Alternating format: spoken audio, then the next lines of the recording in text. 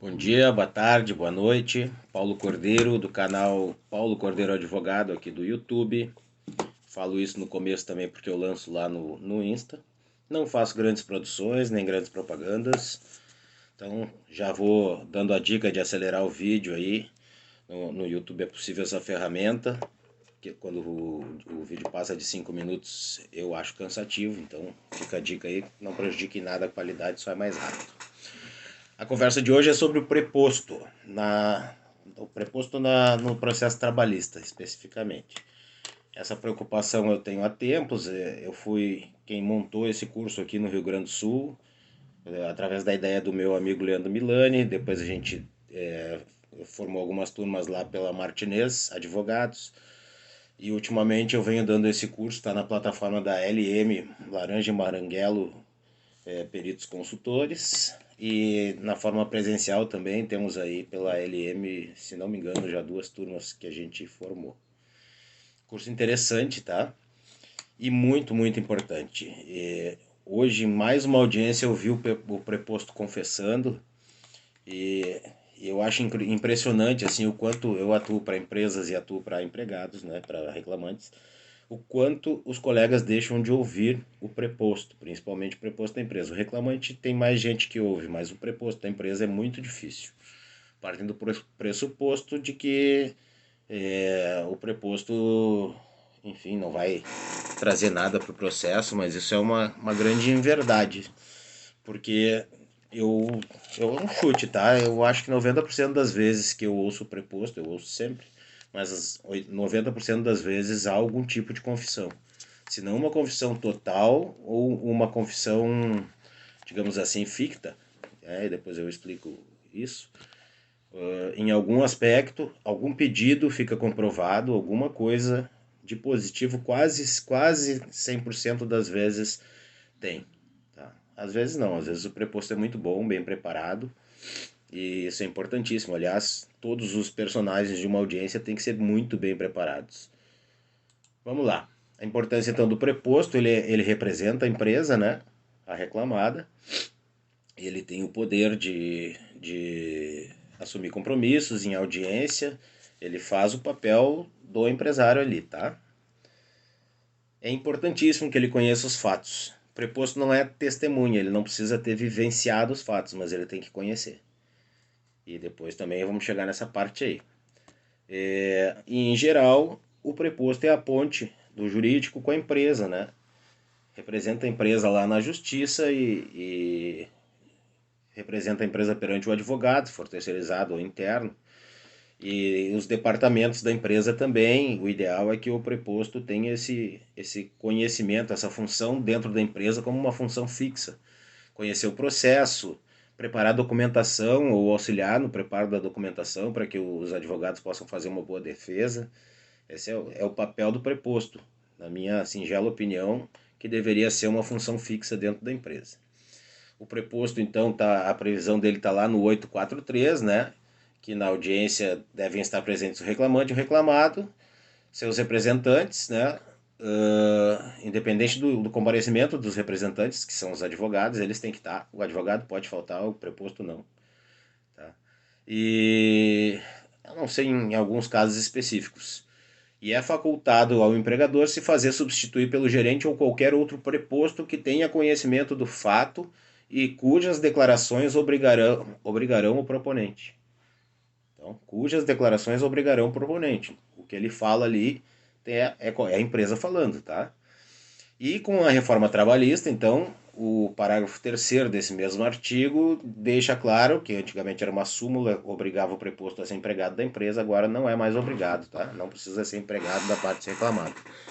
É o que diz o parágrafo terceiro do artigo 843 pós-reforma trabalhista. Eu estou me baseando aqui nas minhas lâminas, tá? É um bom material, modéstia à parte. Bom, preparação antes da audiência, conhecer bem o processo, né? É muito importante que o preposto conheça o processo, conheça as partes, né? Ou saiba, tem informações sobre as partes, porque ele vai passar essas informações durante a audiência para o advogado. Quando chega o processo na empresa, se esse for um cargo fixo lá dentro, ele já verifica se esse empregado tem outros processos contra a empresa, se não tem litispendência, né? Se não tem o mesmo pedido e causa de pedir em algum outro processo, ou se isso já não é um processo que tenha coisa julgada. Ele ajuda a organizar a agenda dos departamentos para excedência de documentos e informações e também a agenda dele para chegar com antecedência na audiência. Sempre procurar chegar uma meia hora antes, no mínimo, para conversar com o advogado, conversar com as testemunhas, verificar o que as testemunhas sabem ou não sabem. O quadro está bem torto atrás de mim hoje aqui, mas o meu cenário ele é essa coisa mutante mesmo.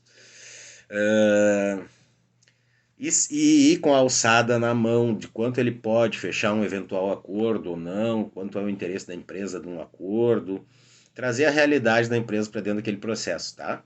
Dependendo do juiz ou da juíza que estiver com a pessoa e ela não demonstrar essa autonomia, eventualmente, não estou dizendo se é certo ou errado, mas eventualmente vai passar por algum tipo de constrangimento ali, tá? Se o preposto não vai, 319 de CPC, revelia. Presunção de serem verdadeiros os fatos alegados na inicial. Presunção admite prova em contrário, então ela é uma revelia que não é absoluta, né? Mas nem sempre existem esses documentos. A revelia sempre é ruim, tá? Sempre é ruim. E isso aqui que é a parte importante que eu ia falar. Ó. Quando a parte, sem motivo justificado, deixar de responder ao que lhe for perguntado ou empregar evasivas, o juiz, apreciando as demais circunstâncias e elementos de prova, declarará na sentença se houve recusa de depor. Análise da recusa de depor. Cabe ao magistrado essa análise no sentido de aplicar eventual pena de confissão ficta a partir das respostas evasivas ou lacônicas. É uma presunção iuris tantum que admite prova em contrário. Então é o não sei, o eu acho que, se não me engano, isso dá confissão. E é essa confissão que eu tenho alcançado em muitas audiências que eu ouço preposto. Muitas, muitas mesmo. Evasivas direto, não sabe o que está falando, não conhece o processo. Na verdade, o que acontece que eu percebo é que os prepostos não estão prontos para depor. Eles não esperam ser chamados para depor. É um pânico quando são chamados e não estão preparados. Muito bem. Por que a gente ouve o preposto ou o autor? Ele pode falar 99% a seu favor. Não conta nada para o processo. Nada, nada, nada. A gente não produz prova a nosso favor, prova oral de depoimento pessoal a nosso favor. Exceto o depoimento pessoal da outra parte. A gente produz confissão. Então, a gente ouve e não importa se ele falar 99%, se ele falar 1% daquilo que me serve, já é 1% ganho de prova naquele processo, né? Então, é bobagem não ouvir. Não há qualquer resistência do juízo. Olha, comigo, pelo menos, eu não encontro quase nenhuma resistência de juízes, nunca, nas minhas audiências. Talvez pela forma de comportar, de educação, enfim, de conhecimento do processo. Você tem que argumentar muitas vezes por que tu quer ouvir uma testemunha, ou enfim. O preposto não tem compromisso com a verdade, mas depois eu vou chamar a atenção de um aspecto nesse sentido. Quem faz as perguntas para o preposto é o juiz e o advogado da parte que quer ouvir. Tá? O advogado da própria parte não faz perguntas. Primeiro é ouvido o reclamante e depois é ouvido o preposto da ré, ou a ré, né? Quem fica na sala durante os depoimentos, então, quando vai ser ouvido o autor, o preposto sai, as testemunhas ficam lá no corredor. Estou falando de audiência física. A mesma dinâmica no virtual, mais ou menos, né? Tem salas separadas de espera, né? E depois que o autor falar, o preposto volta para a sala e se for ouvido, ele já fica ali. O autor já pode ficar na sala também, porque o problema seria ele ouvir o depoimento do autor. Quem tem compromisso com a verdade são as testemunhas. Existe um crime de falso testemunho que dá problema. Já vivi, e esses tempos eu fiz um vídeo sobre isso. Dá problema, a testemunha mentirosa dá problema. Durante o depoimento, então, a parte responderá pessoalmente sobre os fatos articulados, artigo 387, não podendo servir-se de escritos anteriormente preparados, permitindo-lhe o juiz, todavia, consulta notas breves. Notas breves. Eu tive uma audiência onde a preposta tinha possível pergunta, possível resposta. Aquilo foi escaneado, foi para o processo e deu confissão. E se não me engano, deu inclusive litigância de má-fé. E não é obrigado a responder sobre fatos criminosos ou torpes que lhe forem imputados. Não é obrigado a responder sobre fatos que pelo Estado ou profissão deva guardar sigilo. Por exemplo, o advogado da empresa, ele tem dever de sigilo com o seu cliente, ele não é obrigado a depor acerca disso. Aliás, advogado não é testemunha. Coisas que possam se desonrar a si mesmo, seu cônjuge, seu companheiro ou parente em algum grau, e que coloquem a vida do depoente em perigo, tá? Não estão obrigados, então, a depor nesse sentido. A mentira, então, do preposto não vai dar processo por falso testemunho, porém, existe uma multa de 1 a 10% do valor da causa, e vamos lembrar que às vezes a gente está falando de causa de 200, 300 mil, 1 milhão, 2 milhões, 1 a 10% de multa, e pode gerar despesas com custas, indenizações e honorários de sucumbência, tá?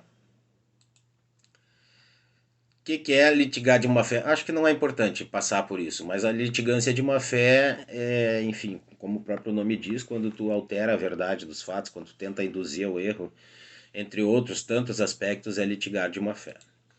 Preparação então para o acordo. Quando for fazer o acordo preposto, o advogado vai tomar conta disso, mas se tiver alguma dificuldade, tem que ver a abrangência da quitação do acordo, se ela é restrita ou se ela é ampla. Se ela é restrita, ela quita só aquele processo.